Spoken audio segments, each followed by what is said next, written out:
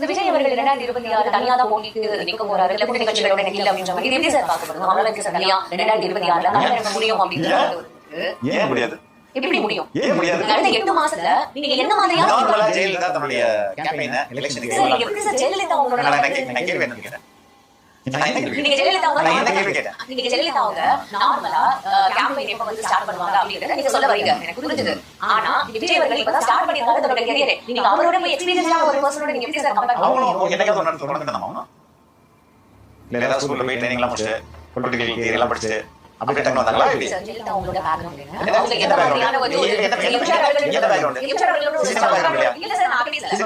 அவங்களோட ஒரு ஸ்ட்ராங்கான ஒரு கட்சி பேக்ரவுண்ட் இருந்து அவங்க அதிக வெளில வந்திருக்காங்கன்றது தான் சார் என்னோட மைண்ட். இவருக்கு இவர் வந்து உள்ளாட்சி தேர்தலில் 100 பேர் ஆல்ரெடி வெற்றி பெற வச்சிருக்காங்க. அரசியல் கட்சி ஆரம்பிக்கிறது முன்னாடி லோக்கல் பாடிஸ்ல அது தெரியாத கவுன்சிலர், வார்டு மெம்பர், இது இன்னைக்கு அவர் கட்சி அனௌன்ஸ் பண்ணி